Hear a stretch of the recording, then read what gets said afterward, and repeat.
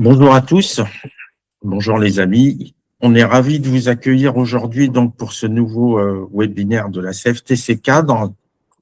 Un grand merci à chacun d'entre vous d'avoir pris le temps sur vos agendas bien chargés de vous connecter pour partager ce moment d'actualité et de décryptage. Le monde du travail évolue à toute vitesse et notre rôle à la CFTC Cadre est de vous donner les clés pour anticiper ces transformations plutôt que de les subir. On va faire un tour d'horizon de 3 sujets brûlants: la directive européenne sur la transparence salariale, le forfait jour et l'intelligence artificielle. 3 sujets techniques passionnants qu'Inès et Thomas vont rendre le plus limpide pour vous. Vous pouvez poser vos questions dans le chat. Un temps d'échange y sera dédié. Je vous souhaite à tous un bon webinaire. En me présentant en dernier lieu, donc Bernard Ayat, le secrétaire national de CFTC Cadre. À vous, Inès et Thomas.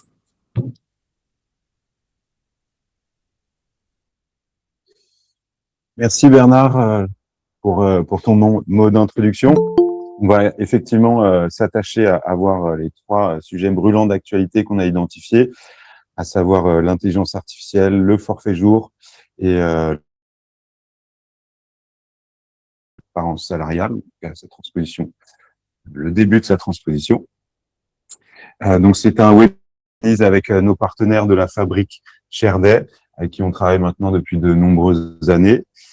Et aujourd'hui, pour animer ce webinaire, ce sera moi-même, Thomas Panouillet, qui suis juriste pour la CFTC Cadre, et je serai aujourd'hui accompagné d'Inès El Aouni, qui est juriste, experte des relations sociales à la Fabrique Cherdet.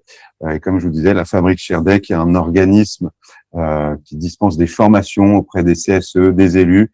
Donc, si vous avez besoin, n'hésitez pas par la suite à prendre contact avec elle ou via nous. On sera ravis de vous transmettre leurs coordonnées. Alors, pour le programme de ce webinaire, comme tu l'as dit Bernard, on va faire une première partie sur la directive européenne, sur la transparence salariale. On verra les chiffres clés en matière d'égalité professionnelle en France. Ça nous permettra de voir que cette directive, elle est la bienvenue et qu'il y a encore de gros efforts à faire en matière d'égalité salariale. On verra les angles morts des lois précédentes, le calendrier de transposition et enfin les 4 piliers majeurs de la directive. Dans une deuxième partie, on parlera du forfait jour et du contrôle du temps de travail à travers un arrêt très récent de la Cour de cassation qui aborde le contrôle effectif de la durée raisonnable de travail. C'est un point essentiel pour préserver la santé des salariés au forfait jour, et surtout qu'on verra en deuxième partie de cette partie, à travers une étude de la DARES, que les salariés au forfait jour sont de plus en plus nombreux et travaillent de plus en plus longtemps. Donc, ça soulève plusieurs questions importantes en matière de santé. Et enfin, dans une troisième partie, on s'attellera à discuter de l'intelligence artificielle, puisque là encore, il y a des décisions qui commencent à émerger, notamment sur la consultation des représentants du personnel dès lors que l'entreprise souhaite avoir recours à l'IA. Et on essaiera d'ouvrir ou d'élargir le propos en s'intéressant à une étude APEC sortie en avril 2026 qui concerne le regard des cadres, mais aussi des entreprises sur l'intelligence artificielle. Alors, je te passe la parole à Inès pour aborder d'abord la directive européenne. Donc bonjour à tous. Donc dans cette première partie, on va du coup s'intéresser à cette fameuse directive européenne sur la transparence salariale qui vient du coup compléter un petit peu le panorama juridique sur l'égalité professionnelle entre les hommes et les femmes. Mais qui a, on va le voir, cette particularité en France d'être un peu en retard sur sa transposition. La transposition, ça veut dire sur le fait de la transformer en loi applicable directement en France. Avant de parler de la directive, je vais donc du coup faire un petit point sur les chiffres aujourd'hui de l'égalité professionnelle en France. Ce qu'on sait du coup, c'est que 40% qu'il existe 40% d'écart entre les pensions de retraite des femmes et des hommes. On remarque également que 80% des temps partiels sont aujourd'hui occupés par des femmes, ce qui souvent est traduit de manière systémique par le fait de prendre en charge le quotidien des enfants et du foyer. On a également près de 31% d'écart de salaire entre les pères et les mères de 3 enfants. Et pour finir, parmi ces chiffres-là, 27,5% d'écart de salaire chez les 60 ans et plus. Alors, ce qu'on voit, c'est que c'est pas des écarts qui sont anecdotiques, c'est des écarts qui sont structurels, systémiques, et qui vont petit à petit se creuser avec la carrière et qui se prolongent, on le voit, jusqu'à la retraite. Alors, on a déjà des lois en France sur l'égalité professionnelle. Il y a quelques années maintenant, on avait par exemple mis en place les fameux indicateurs que les entreprises devaient rendre chaque année. Mais ça ne suffit pas.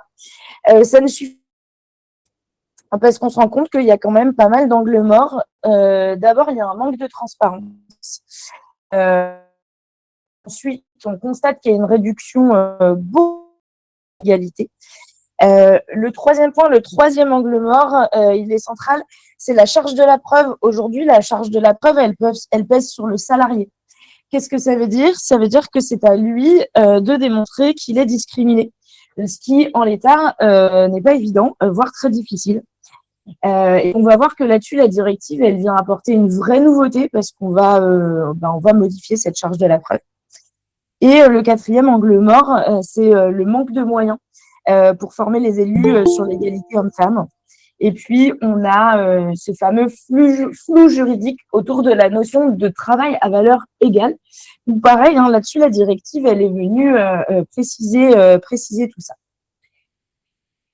Avant de rentrer dans les détails sur ce que contient cette fameuse directive européenne, ça me semblait important de rappeler en fait ce que c'est qu'une directive et comment ça fonctionne. Une directive, si on devait la résumer simplement, on peut se dire que c'est une loi européenne qui va fixer aux États membres de l'Union européenne un objectif à atteindre qui est commun à tous les pays de l'UE. Mais qui va laisser à chaque État sera libre du comment, libre de fixer les règles pour atteindre ces résultats. C'est la grande différence avec ce qu'on va appeler des règlements européens qui, eux, vont s'appliquer directement en l'état dans les États membres. Comment ça fonctionne? On a un mécanisme en 4 étapes. La première étape, du coup, c'est l'adoption par l'UE du texte qui va être du coup voté. Ensuite, on a un délai pour s'y conformer. Les pays ont un délai pour s'y conformer qui souvent est autour de 2 ans. On a ensuite l'étape de ce qu'on appelle la transposition, c'est-à-dire que la France va reprendre le texte de la directive et créer un texte de loi avec des décrets d'application. Et la quatrième étape, c'est l'application. Aujourd'hui, nous, là où ça se complique, c'est que on est entre la phase 2 et la phase 3 et on est un petit peu hors calendrier. Pourquoi on est hors calendrier? Parce que le texte, il a été adopté en mai 2023, qu'il était prévu du coup plusieurs étapes pour transposer ce texte avec une date qui était posée au 7 juin 2026. Et depuis quelques semaines, on le sait et c'est officiel, le ministère du Travail a déclaré que la France ne serait pas du coup dans les temps pour transposer la directive. On a une date de transposition qui est pour l'instant inconnue. On parle de septembre 2026, peut-être janvier 2027, ce qui du coup peut être un petit peu problématique puisqu'on a énormément dans ce texte qui sont assez importantes et qui vont demander du temps à mettre en place dans les entreprises. Et donc, on est aujourd'hui en attente de cette fameuse transposition. Ce que ça veut dire aussi, c'est que même si on est un petit peu en retard sur la directive, cette directive-là, une fois qu'elle sera transposée, elle ne va remplacer l'action syndicale. Par contre, elle va vous donner des moyens d'action, des boîtes à outils pour vous permettre en entreprise de venir contrôler l'application des dispositifs et puis, du coup, négocier sur ces sujets-là. Alors, notre directive, elle s'organise. Qu'est-ce qu'il y a à l'intérieur de cette directive? Eh ben, il y a 4 grands piliers, 4 grands thèmes qu'on va venir décortiquer dans ce webinaire. Le premier, il est attrait à la transparence lors du recrutement, où on verra qu'il y a beaucoup de nouveautés qui sont mises en place. On a aussi un pilier relatif au droit à l'information, une obligation de faire le reporting des écarts des rémunérations égalité hommes-femmes et du coup d'en prendre les conséquences. Et enfin, on verra que dans cette directive, on a des sanctions et des recours qui sont prévus. Le fait aujourd'hui d'avoir une directive qui n'est pas transposée, le gros sujet, c'est que parmi le 4e pilier, les sanctions et les recours, la directive, là, elle laisse une grande liberté aux États. Et aujourd'hui, on a donc un texte qui est en voie d'être appliqué, mais des sanctions qui ne sont pas encore totalement établies sur le territoire français. Concernant du coup le premier pilier, qui est celui de la transparence au recrutement, on va avoir 4 grandes nouveautés majeures. La première, c'est l'obligation d'afficher la rémunération initiale ou la fourchette de rémunération lorsqu'on va poster une annonce de recrutement. Simplement, si on pouvait résumer, c'est la fin des offres où on voit la notion salaire selon profil. Il y a à mon sens là-dessus un petit vide juridique, c'est que cette fameuse fourchette, la directive, elle ne dit pas si c'est une fourchette de 10, 20, 30 000 euros, c'est-à-dire que on pourrait aujourd'hui écrire entre 0 et 100 000 euros. Ça, c'est des choses qui vont devoir être soit transposées dans la loi, soit qui pourront être au niveau des branches ou des entreprises négociées par les organisations syndicales. Le deuxième point fort, c'est l'interdiction de demander l'historique salarial du candidat au recrutement. On ne pourra plus demander au candidat combien il gagnait avant.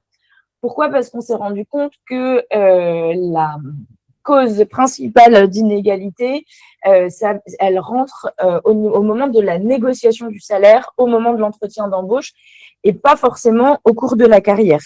En tout cas, le plus grand gap se fait souvent au moment de l'embauche. Troisième nouveauté majeure concernant la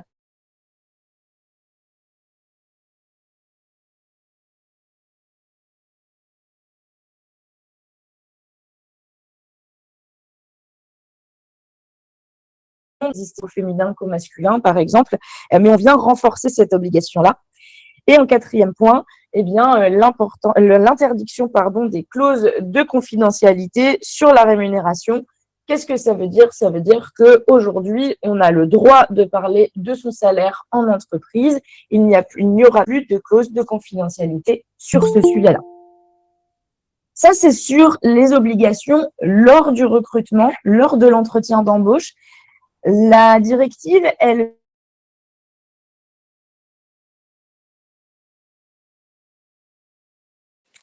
Désolée d'intervenir, mais en fait, ça coupe, on n'entend pas, on n'a pas entendu le par relation de travail, les critères de rémunération choisis. Les critères de relation choisis, qui vont fixer son niveau de salaire et sa progression lors de l'exécution de son contrat de travail. Il va surtout pouvoir demander lors de sa relation de travail où il se situe au niveau individuel dans la rémunération, mais il peut aussi demander les niveaux moyens pour des salariés qui font le même travail ou un travail de même valeur. Alors, il ne s'agit pas de savoir combien spécifiquement touche le collègue qui est en face de moi au bureau. Ce sera des niveaux moyens ventilés par sexe, par catégorie professionnelle, sur des emplois, sur des gens qui font le même travail ou un travail de même valeur. Mais pour autant, on pourra demander du coup ces informations-là et la directive nous dit que dans ces cas-là, l'employeur aura du coup 2 mois pour répondre aux salariés sur le sujet. Le troisième pilier, qui est pilier le plus technique et qui va être le plus technique pour les entreprises et les représentants du personnel, c'est le reporting des écarts. Qu'est-ce qu'on voit? On sait du coup maintenant que l'employeur va devoir publier une série d'indicateurs sur les écarts de rémunération. On va avoir 6 indicateurs du coup qui vont être obligatoires à publier. C'est le premier, l'écart global de rémunération entre les hommes et les femmes. Le second concerne l'écart de rémunération sur les éléments variables ou complémentaires. Le troisième, un écart médian de rémunération entre les hommes et les femmes. Le quatrième, un écart médian sur les éléments variables ou complémentaires. La proportion de femmes et d'hommes bénéficiant d'éléments variables ou complémentaires et la proportion de femmes et d'hommes dans chaque quartile de rémunération. L'idée avec ce reporting-là, ça va être d'objectiver les écarts avec des chiffres donnés pour ne plus rester dans le ressenti. C'est-à-dire qu'on va demander aux entreprises un vrai effort de méthodologie, un vrai effort de calcul de ces écarts pour tirer les conclusions derrière sur la présence ou non d'inégalité salariale. Alors, on va faire un petit focus sur le 7e indicateur qui n'était pas sur ma slide précédente parce que c'est une petite nouveauté, mais qui n'est pas inintéressante, qui est même très importante. C'est que c'est la première fois qu'on voit qu'on commence à parler d'un travail de même valeur. Pourquoi? Parce que travail de même valeur, ça ne veut pas forcément dire travail sur le même poste. Là où avant, sur les indicateurs hommes-femmes, on était du coup, on catégorisait les postes par activité de métier. Ça peut du coup désigner des emplois identiques ou similaires, mais, et c'est là que c'est intéressant, ça peut être aussi des emplois différents qui vont se baser sur des critères objectifs comme les compétences, l'effort, le niveau de responsabilité, les conditions de travail, les qualifications. Et ça peut être un levier assez puissant pour comparer, par exemple, des métiers à prédominance féminine avec des métiers à prédominance masculine, mais avec un niveau équivalent à un travail de même valeur. Ce pilier de reporting, il va aussi ouvrir d'autres obligations moins connues mais tout aussi importantes. On a d'abord la possibilité pour les représentants du personnel de valider et d'avoir accès à la méthode qui est employée par les entreprises pour faire ces reportings d'écart. Les informations, elles doivent être confirmées par la direction après consultation des représentants du personnel, donc du CSE. Et ces représentants-là, les élus du CSE, doivent pouvoir avoir accès à la méthode de calcul pour établir les données. On a aussi la transmission à une autorité nationale. Ce que nous dit la directive, c'est que les données, elles ne doivent pas rester à l'intérieur de l'entreprise, elles doivent être communiquées à une autorité nationale pour donner une portée publique aux écarts. Il n'est pas improbable qu'à l'échelle française, ce soit la directe, l'inspection du travail. Enfin, on a de la part des salariés et de leurs représentants le droit de demander des explications sur ce reporting-là. L'inspection du travail pourra également exiger des éclaircissements, surtout quand on a des écarts de rémunération qui vont apparaître.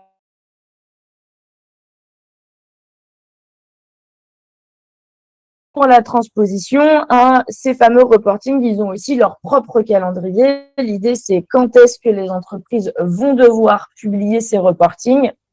La directive nous a donné un calendrier. Ce qu'on voit, c'est que dans les entreprises de 250 salariés et plus, on va devoir faire des reportings tous les ans. Et le premier rapport sera le 7 juin 2027. Pour les entreprises entre 150 et 249 salariés, on va avoir un reporting tous les 3 ans, avec un premier rapport également au 1er juin 2027.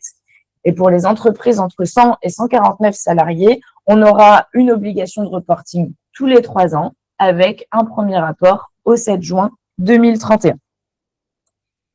Donc, ce qu'on remarque, c'est que du coup, plus l'entreprise est grande, plus elle va devoir faire des reportings plus souvent sur ces données-là.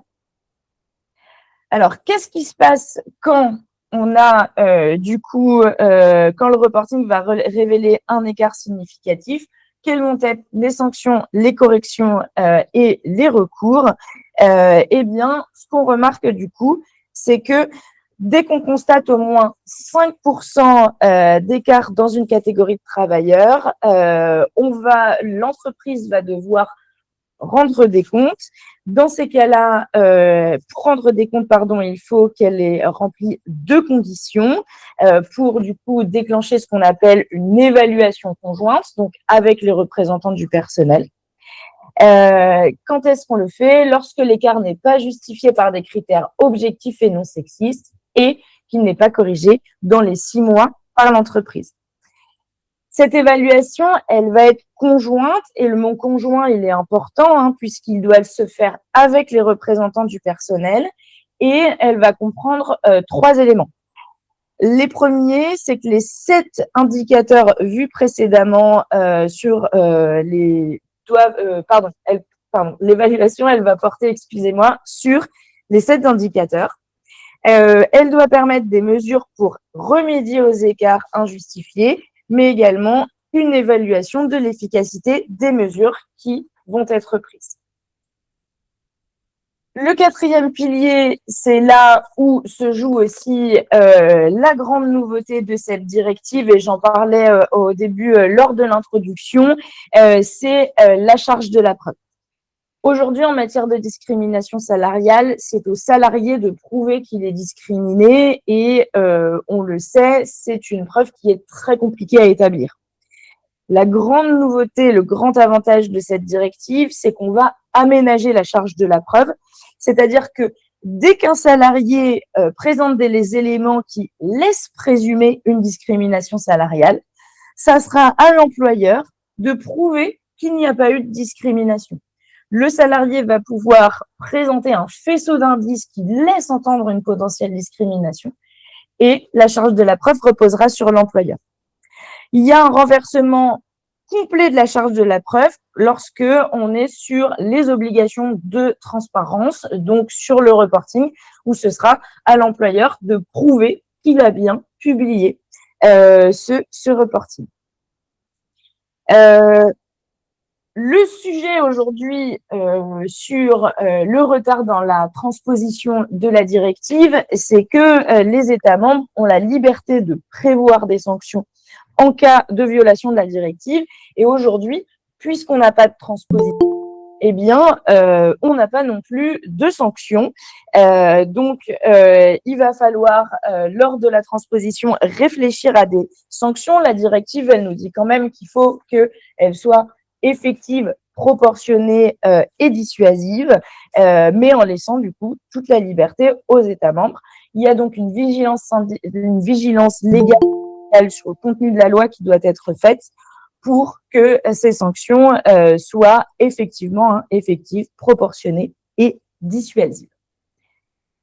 Voilà, j'en ai fini avec la présentation sur la transparence salariale. Je vois qu'il y a des questions sur le côté, on y répondra à la fin avec Thomas avec plaisir. Et je vais du coup continuer et passer à l'actualité jurisprudentielle avec 2 décisions. Une première que je présenterai du coup sur le forfait jour et Thomas complétera avec les éléments de la DARES. Et puis, on vous présentera également quelques éléments sur l'intelligence artificielle et le rôle des élus et l'impact sur les cadres. Donc, première jurisprudence, on est sur du coup une jurisprudence relative au forfait jour et au contrôle du temps de travail, une jurisprudence qui date du 6 mai 2026 et qui vient nous rappeler l'importance du contrôle de la durée raisonnable du travail lorsqu'on a des cadres au forfait jour. Alors, Qu'est-ce qui se passe dans cet arrêt-là? Qu'est-ce qui s'est passé? On avait du coup une salariée cadre qui était soumise à un forfait annuel en jours qui a saisi le Conseil de prud'homme en mai 2020 pour une demande de résiliation de son contrat de travail, c'est-à-dire qu'elle voulait arrêter son contrat de travail et qu'il soit du coup qu'elle puisse partir avec des indemnités égales à celles du licenciement et une ouverture du droit au chômage. Et elle va du coup prendre acte de la rupture de son contrat de travail en juin 2020. Parmi les reproches qu'elle fait à son employeur, elle va du coup soulever la nullité de sa convention au forfait jour et réclamer des heures supplémentaires puisque cette salariée a estimé que l'accord de son entreprise ne respectait pas son droit à la santé et au repos. C'est une salariée qui va être déboutée en première instance, en appel, et du coup va se pourvoir en cassation. Donc, pour rappel, pour qu'un accord de forfait jour soit valide, il y a une obligation de protection de la santé et du repos des salariés. L'accord, pour être valable, il doit donc fixer obligatoirement un suivi régulier de la charge de travail, un échange périodique employeur-salarié et une mention relative au droit à la déconnexion. Pourquoi? Parce que le forfait jour se décompte en jours et en jours et non pas en heures.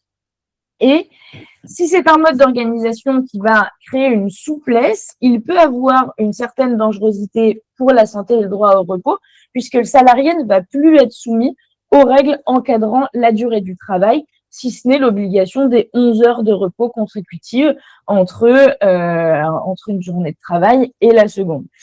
Mais un salarié, selon les textes, pourrait dépasser une semaine à 48 heures. L'idée, évidemment, c'est pas en arriver là.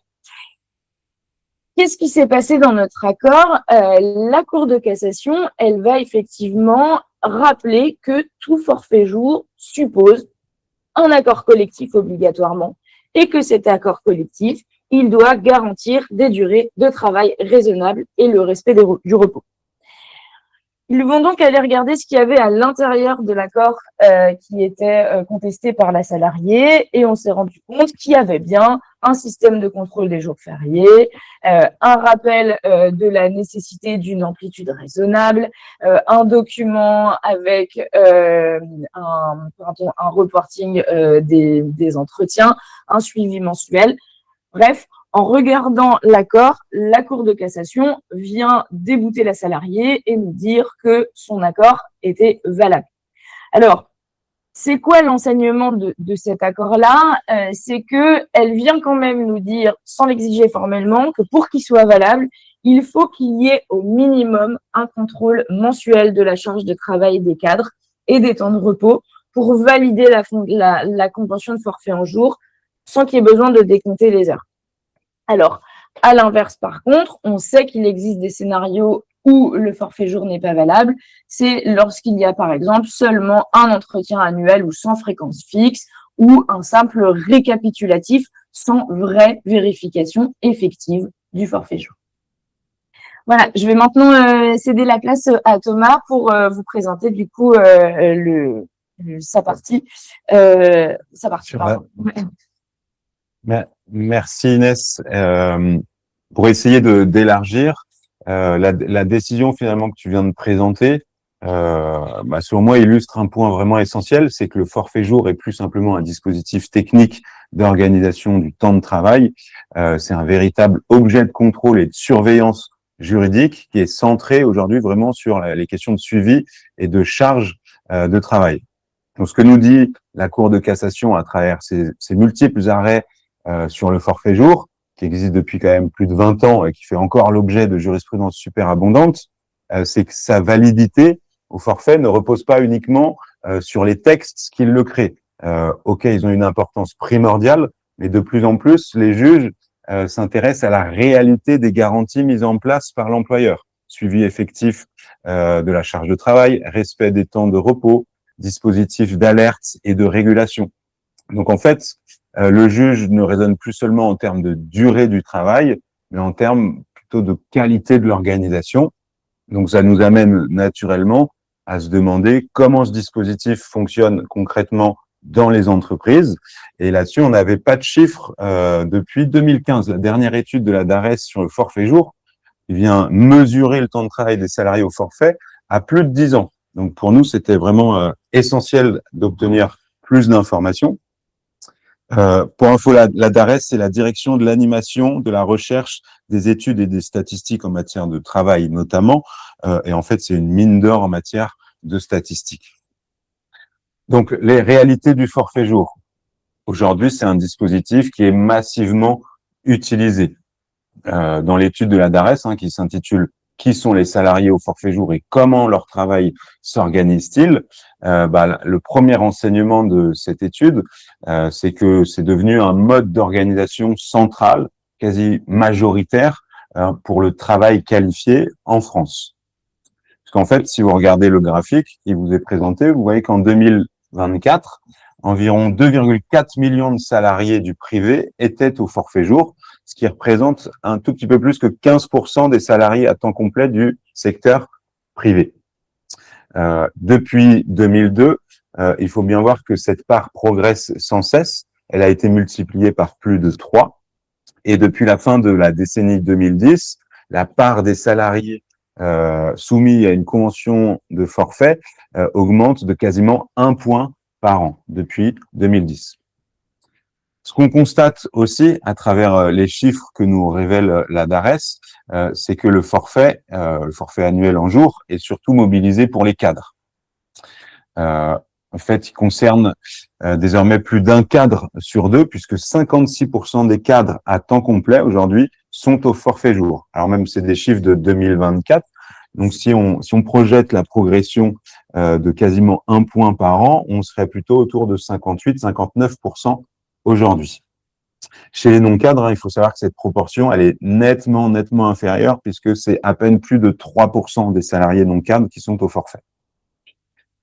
Autre chiffre vraiment significatif, c'est que les cadres représentent à eux seuls plus de 80% des forfaits jours. Exactement, c'est 84,2% des forfaits jours sont en fait des cadres. Donc on voit que ce forfait jour, en fait, il fait naître une forme de spécialisation dans le sens où il est vraiment structurellement associé aux fonctions d'encadrement, aux métiers qualifiés, aux organisations plutôt complexes, notamment les grandes entreprises, puisque la part des forfaits jours dans les grandes entreprises ou les ETI est de quasiment 25%, alors qu'elle dépasse pas 3%, enfin, elle dépasse pas 4% dans les TPE.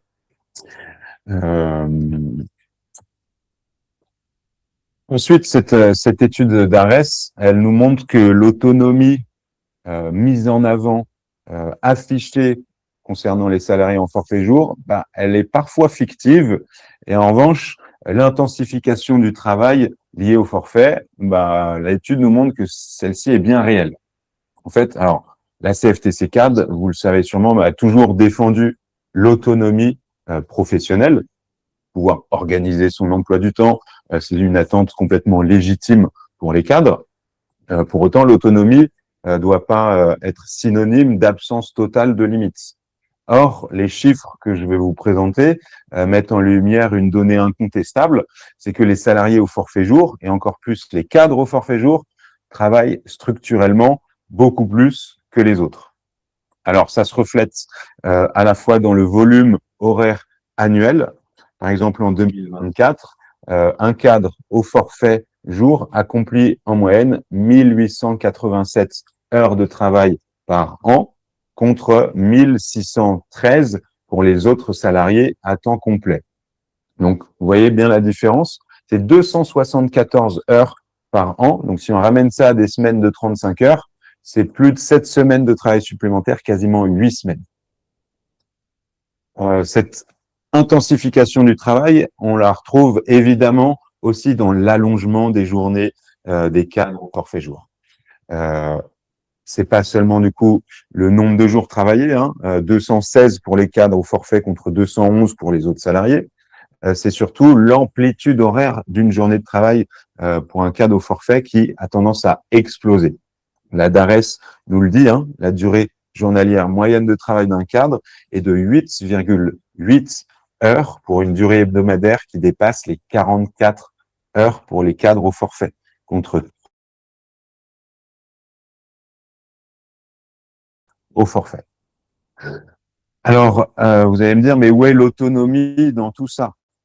Alors, l'ADARES nous dit bien que près de 8 salariés au forfait jour sur 10 déclarent avoir la possibilité de choisir leurs horaires de travail. Donc ça, c'est une bonne chose, mais on ne peut pas s'empêcher de constater que du coup, il reste 21% des salariés au forfait jour pour qui l'autonomie est un leurre complet, puisque pour 21% des cadres au forfait, ceux-ci déclarent n'avoir aucune possibilité de choisir leurs horaires de travail, puisque leurs horaires sont décidés unilatéralement par l'employeur.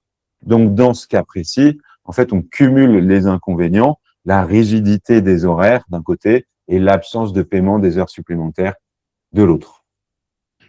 Donc, vous voyez bien que le modèle qui se dessine à travers le forfait jour est moins celui d'un temps libéré, comme il a été promis il y a quelques années à sa mise en place, mais plutôt d'un temps qui ne répond plus aux standards collectifs et où la frontière entre temps de travail et temps personnel devient beaucoup plus poreuse. Alors évidemment, en tant qu'organisation syndicale, ça doit ça doit pour nous soulever plusieurs questions et nous interroger sur plusieurs enjeux, notamment celui de la santé mentale des cadres. Et c'est là que les données de la DARES peuvent faire écho à une autre étude menée cette fois par l'APEC, l'Association pour l'emploi des cadres, sur la santé mentale des cadres à la toute fin 2025, une étude qui a fait pas mal parler d'elle, puisqu'elle montre un très net écart entre les cadres et les non-cadres. Alors, le premier élément, c'est la pression au travail. 41% des cadres, vous le voyez, déclarent travailler souvent sous pression, alors que chez les non-cadres, ce taux n'atteint que 24%. On a donc un différentiel de près de 20 points qui traduit une intensité de travail qui est structurellement plus élevée chez les cadres. Autre stat intéressante, c'est que cette pression, en fait, on va la retrouver dans les indicateurs de santé mentale. Par exemple, un tiers de 32% des cadres déclarent ressentir souvent au moins un signe de santé mentale dégradée. Ça peut être du stress intense, de l'anxiété, de l'irritabilité, de la déprime, un épuisement professionnel. Mais si on élargit finalement le spectre, on se rend compte aussi que un cadre sur deux déclare avoir déjà ressenti un niveau de stress intense ou des signes d'épuisement de manière au moins de manière occasionnelle. Là encore, si on compare avec la population non cadre, on voit que c'est quasiment 2 fois plus élevé que chez les non cadres. Donc il y a de vraies différences. Donc grâce à cette étude, que je vous invite d'ailleurs à aller consulter, puisqu'elle est vraiment très riche, au-delà des quelques chiffres que je vous propose. En fait, ça nous permet, quand on parle d'engrenage, de surcharge de travail des cadres, de risques psychosociaux, cette étude, elle nous permet de dire que c'est plus un ressenti diffus. C'est quelque chose qui a été mesuré objectivement et qui repose sur des indicateurs de santé mentale solides. Donc, ça nous permet de mieux comprendre les enjeux autour du forfait jour, puisqu'en fait, derrière l'autonomie affichée, le forfait engendre surtout davantage de travail, un travail plus souvent sous pression et aussi beaucoup plus exposé aux risques psychosociaux que le reste des salariés.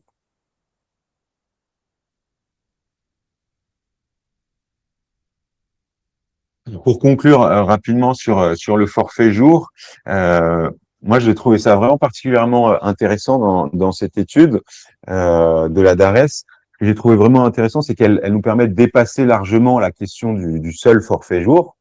Alors, ok, on apprend que plus d'un cadre sur deux aujourd'hui est au forfait. On apprend que les cadres au forfait travaillent en moyenne quasiment 1900 heures par an. Mais surtout, je trouve qu'elle nous invite à réfléchir sur l'évolution de la condition des cadres elles-mêmes. Si on prend un peu de recul, on observe un paradoxe finalement, c'est que d'un côté, la durée du travail a globalement diminué en France depuis 20 ou 30 ans, et de l'autre, les cadres, en fait, restent la seule population pour laquelle les amplitudes de travail n'ont pas diminué, pour laquelle la durée du travail n'a pas diminué depuis 20 ou 30 ans, pour laquelle la frontière est de plus en plus poreuse entre vie personnelle et vie professionnelle. Et dans le même temps, alors c'est pas le sujet de ce webinaire, mais je pense que c'est un sujet sur lequel on reviendra à la CFTC cadre. Dans le même temps, les gains salariaux réels des cadres apparaissent particulièrement modestes sur ces 30 dernières années. Les données de l'INSEE, sur lesquelles on reviendra lors d'un autre webinaire, j'imagine, montrent que le pouvoir d'achat des cadres a quasiment stagné depuis les années 1990, ou en tout cas, il a beaucoup moins augmenté que celui des autres catégories de salariés. Donc en fait, ça nous amène à nous questionner sur le compromis historique qu'a davantage de responsabilité, davantage d'engagement, en contrepartie d'une reconnaissance statutaire et évidemment salariale forte. Et donc cette espèce de compromis est-il en train d'évoluer, voire de disparaître? C'est quelque chose qu'on va évidemment suivre de très près à la CFTC cadre. Tout autre sujet maintenant, puisqu'on va basculer dans le monde de l'intelligence artificielle, et Inès va nous présenter une décision, je pense que dont vous avez tous entendu parler et qui est très importante pour la suite. Merci beaucoup Thomas. Effectivement, on change totalement de sujet. On passe à ce sujet brûlant qui est l'intelligence artificielle et puis surtout le rôle des représentants du personnel lorsque l'intelligence artificielle intègre dans l'entreprise. On a depuis maintenant près d'un an une jurisprudence qui est assez constante et qui vient nous dire que lorsque de l'intelligence artificielle, qu'elle soit générative ou qu'elle se cache dans des logiciels métiers, intègre l'entreprise, les élus du CSE doivent obligatoirement être consultés. Elles doivent être consultées. Pourquoi? Parce que on a l'article L2312-8 qui va reprendre un peu tous les thèmes de consultation obligatoire du CSE. Et il y a notamment un alinéa qui nous dit qu'on doit être consulté en cas d'introduction de nouvelles technologies ou de projets importants modifiant les conditions de santé, de sécurité et de travail. Il y a le « ou » qui est très important. On va séparer l'introduction de nouvelles technologies du caractère de projets importants.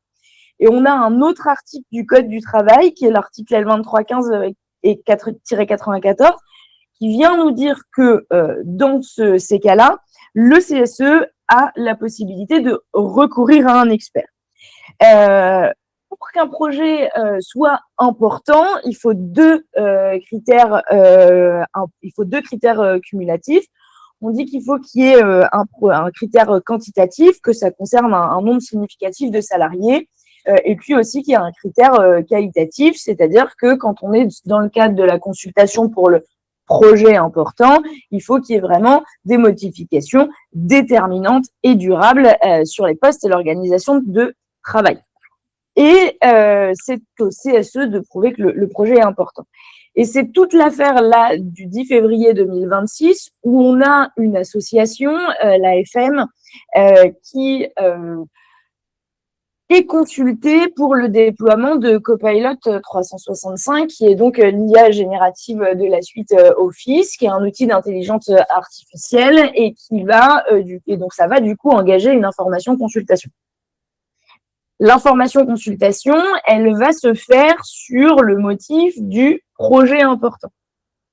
Le CSE va donc se dire, moi, je soulève mon super article L2315-94 et je vais donc recourir à un expert en estimant que le projet est un projet important. L'employeur, lui, va contester ce recours à l'expert, puisque en fait, dans ces cas-là, on le rappelle, il a une participation financière à hauteur de 80% du frais de l'expert. pour faire annuler la délibération, estimant que le projet n'était pas suffisamment important pour justifier l'expertise. Alors, les règles, du coup, je les ai rappelées, et la question, ça va être que va décider, du coup, le tribunal judiciaire de Paris sur ce sujet.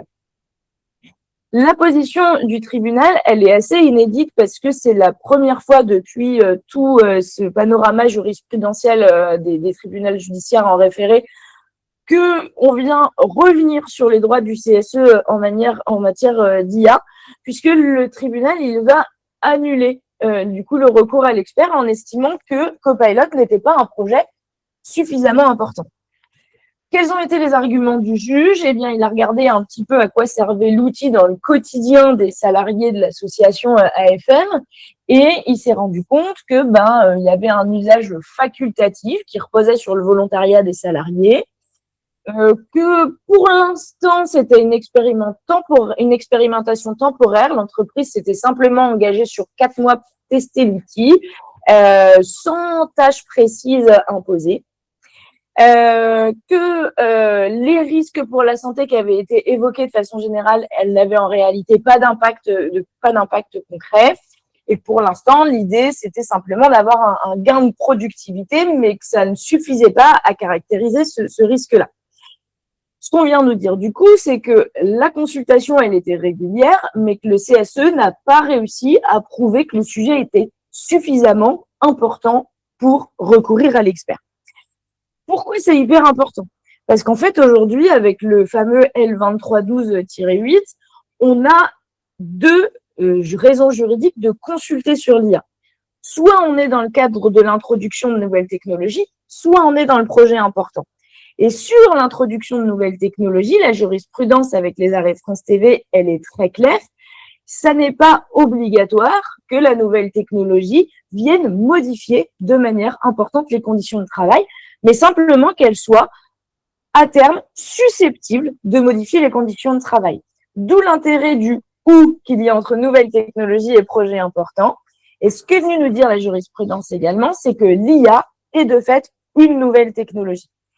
Et là, ce qu'on comprend avec cette position du tribunal et l'enseignement qu'il faut avoir, c'est que déjà de 1, l'IA n'ouvre pas automatiquement le droit à l'expertise, mais moi, mon interprétation, c'est quel enseignement stratégique. Eh bien, peut-être que ce que nous dit cet arrêt-là, lorsqu'on a le recours à l'expert sur le sujet de l'IA, plutôt que de fonder ce recours à l'expert sur le projet important, pourquoi pas ne le fonder que sur le motif de l'introduction d'une nouvelle technologie, parce que ça apparaît moins risqué, puisque on vient encore une fois que il n'est pas obligatoire que ce projet soit important, mais simplement qu'il soit susceptible de modifier les conditions de travail des salariés. Donc, en conclusion sur cet arrêt-là, on a à la fois un arrêt qui vient être beaucoup plus sévère pour les CSE que toute la jurisprudence sur le sujet, mais aussi, pourquoi pas, on va en dégager un enseignement stratégique pour les élus du CSE de, peut-être que stratégiquement, cet arrêt me dit que maintenant, mieux vaut diligenter un expert sur le recours à l'introduction de nouvelles technologies plutôt que sur le projet important. Voilà. Je vais maintenant, j'en ai terminé avec cet arrêt, je vais maintenant céder la place à Thomas pour continuer sur le sujet de l'intelligence artificielle. Merci Inès. Je vous invite maintenant on va parler de la manière dont les cadres voient l'intelligence artificielle, les cadres mais aussi les entreprises. Et en fait, la décision que tu évoques, finalement, elle nous montre qu'on n'est plus du tout avec l'IA dans un sujet prospectif. L'IA est déjà là, elle fait déjà partie du dialogue social, c'est déjà un enjeu de gouvernance dans les entreprises. Et donc, ça commence à poser tout un tas de questions. Comment les salariés, en particulier les cadres, concrètement vivent cette transformation. Et ça tombe bien parce qu'il y a une super étude APEC qui en parle et les résultats sont assez frappants. On va voir qu'on n'est plus du tout dans une phase de découverte, mais de généralisation des usages. Donc la question qui se pose, c'est plus les cadres vont-ils utiliser l'IA? C'est dans quelles conditions, avec quels moyens, quelles compétences et quelles garanties. Par ailleurs, quand on parle d'IA, il y a souvent des discours complètement opposés. D'un côté, certains annoncent que ça va supprimer tous les métiers, de l'autre, c'est simplement, soi-disant, un effet de mode. Donc, les études APEC nous permettent justement de sortir de ces fantasmes pour regarder ce qui se passe réellement auprès des cadres et dans les entreprises. Alors, le premier enseignement, c'est que l'IA fait l'objet d'une diffusion extrêmement rapide de ses usages. Le chiffre qui m'a peut-être le plus marqué, c'est que en 2025, donc pour la même étude l'année dernière, il ressortait que seulement 35% des cadres utilisaient un outil d'IA générative au moins une fois par semaine dans le cadre de leur activité professionnelle. Un an plus tard, donc en avril 2026, cette proportion est déjà à 50%. Autrement dit, en un an, on est passé d'un peu plus d'un tiers à un cadre sur deux. Progression de 15 points en un an, ce qui est vraiment énorme. L'usage de l'intelligence artificielle, ça progresse au sein de toutes les catégories de cadres, dans tous les secteurs, mais c'est particulièrement élevé chez les jeunes de moins de 35 ans, où ça atteint 62%, et évidemment chez les managers. Ça concerne toutes les entreprises, mais là encore, les plus grandes entreprises sont particulièrement concernées, puisque dans les ETI, les entreprises de taille intermédiaire, ou les grandes entreprises de plus de 500 salariés, 70% de ces entreprises acceptent ou encouragent l'utilisation d'outils d'intelligence artificielle générative. Donc, ça veut dire finalement que l'IA est en train de devenir un outil comme les autres, un outil de travail ordinaire, et c'est précisément l'un des enjeux que soulève la CFTC. Par ailleurs, pendant longtemps, l'IA a pu être utilisée de manière clandestine, informelle. On parlait de shadow IA, de shadow GPT. Pour la CFTC, c'est une pratique qu'on vient complètement d'abandonner. Il faut sortir de cette clandestinité, non pas pour freiner l'usage de l'IA, pas du tout, mais au contraire pour sécuriser son usage, pour le dans des conditions équitables. Donc, lorsque l'IA est utilisée sans dialogue social, sans règles claires, posées en amont, le risque, c'est vraiment que ça crée des inégalités entre ceux qui maîtrisent l'outil et ceux qui n'y ont pas accès ou n'osent pas l'utiliser. Le deuxième enseignement, c'est que les cadres voient dans l'intelligence artificielle d'abord un outil d'efficacité. Les utilisateurs réguliers identifient tout un tas de bénéfices très concrets. Le premier d'entre eux, c'est de gagner en efficacité. Et ça, 9 cadres sur 10 estiment gagner en efficacité grâce à l'IA. Toujours dans les bénéfices très concrets, on constate que plus de 8 cadres sur 10 considèrent que cela améliore la qualité de leur travail, que cela leur permet de trouver de nouvelles idées. 6 cadres sur 10 déclarent aussi que cela leur permet de réaliser des tâches qu'ils n'auraient pas su faire auparavant. Parmi les usages les plus fréquents identifiés par l'APEC, il y a d'abord rechercher des idées afin d'alimenter sa réflexion, rédiger des rapports, des mails ou tout autre type de documents écrits, analyser des données ou des documents, ou enfin obtenir une analyse sur un problème spécifique et aider à la prise de décision. Pour les managers, l'usage est encore plus large puisqu'il est également utilisé pour préparer les entretiens annuels, rédiger des messages aux équipes ou encore rechercher des conseils en management. Donc, ce que ça montre, c'est que l'IA, en aucun cas, ne vient remplacer le travail des cadres. En revanche, elle s'insère progressivement dans de nombreuses tâches quotidiennes. Et en fait, ce qui est assez bouleversant pour la population cadre, c'est que celle-ci avait toujours été à l'abri de l'automatisation qu'ont connu les ouvriers, les salariés. Les cadres n'étaient pas du tout concernés par ce phénomène. Aujourd'hui, avec l'IA, ils commencent à être concernés par une forme d'automatisation qui va impacter nécessairement leur emploi, leurs compétences et leur parcours professionnel.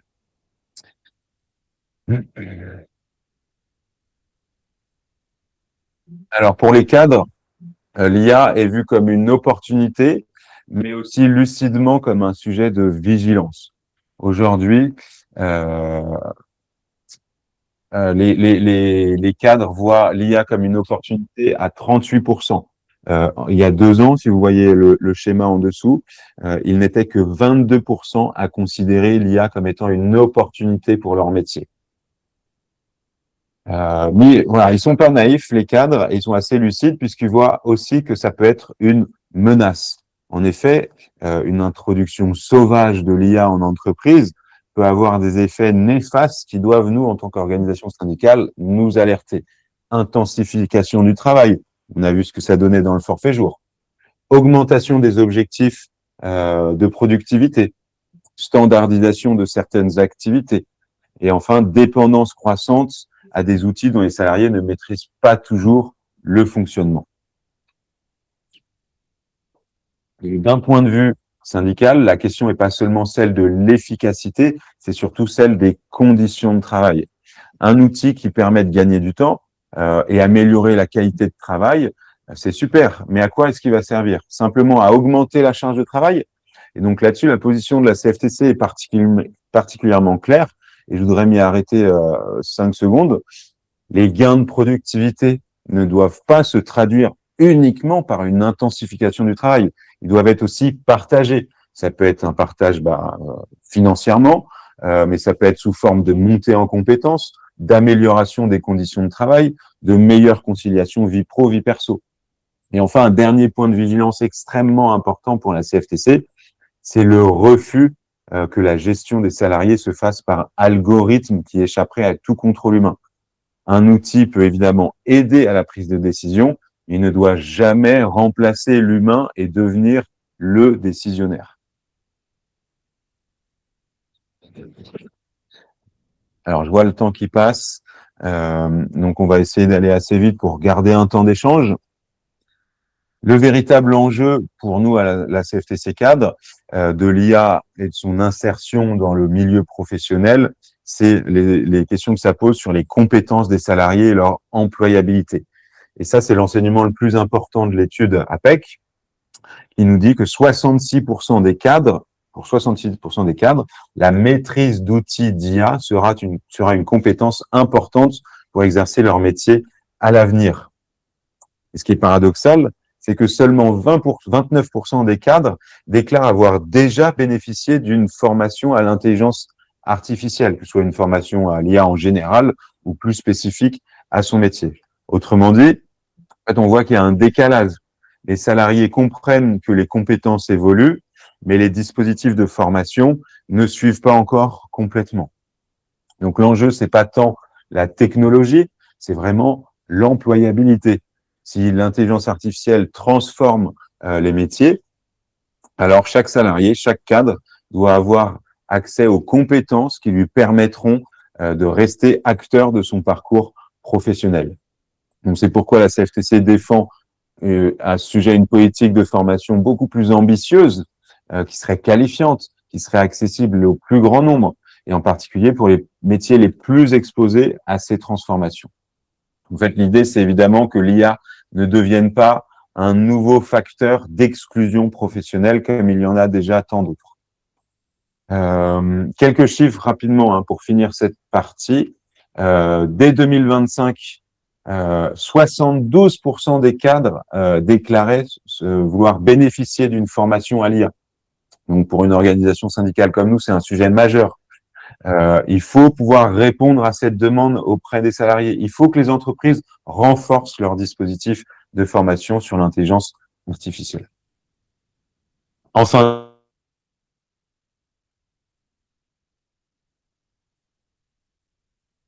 et APEC, sur l'impact sur l'emploi. On entend un peu tout et son contraire, que l'IA va massivement supprimer des emplois, que finalement elle va plutôt en créer massivement. En fait, ce que nous montrent les résultats de l'APEC, c'est que peu d'entreprises anticipent vraiment à court terme une réduction drastique des effectifs du seul fait de l'intelligence artificielle. En revanche, les entreprises considèrent que l'IA va modifier les compétences qu'elles doivent avoir en interne pour se transformer. Autrement dit, l'enjeu principal, c'est pas la disparition des emplois, c'est plutôt leur transformation et leur évolution très rapide et l'identification des compétences qui vont être nécessaires pour les exercer. Quelques chiffres qui vont dans ce sens. Au cours du dernier forum économique mondial, il y avait un rapport sur le futur du travail, qui est un rapport assez prospectif, comment sera le travail d'ici 5 ou 10 ans, qui nous dit que quasiment 40% des compétences clés des salariés vont évoluer, voire vont devenir obsolètes d'ici 2030. Un autre chiffre que j'ai relevé qui dit que 59% des travailleurs auront besoin d'une montée en compétences ou d'une reconversion partielle dans les prochaines années. Et enfin, pour 63% des employeurs, la principale difficulté n'est pas l'arrivée de l'IA, mais comme je vous le disais, plutôt l'adaptation des compétences des salariés aux nouveaux besoins. Donc, pour conclure, je retiendrai peut-être 3 idées. L'IA, c'est une réalité du travail des cadres aujourd'hui. La majorité des cadres sont concernés. Les cadres n'y sont pas opposés, au contraire, ils y voient une opportunité, bien que ça s'accompagne de plusieurs interrogations légitimes sur l'évolution de leur métier et de leurs compétences. Et enfin, la question n'est pas être pour ou contre l'IA, c'est vraiment savoir dans quel monde du travail on veut évoluer. Et pour la CFTC cadre, évidemment, l'intelligence artificielle doit rester qu'un outil au service des travailleurs et non l'inverse. Et pour nous, ça passe par 3 exigences. Le dialogue social, en parler au sein de l'entreprise, la formation et enfin le maintien d'une responsabilité humaine dans les décisions qui concernent les travailleurs et les salariés.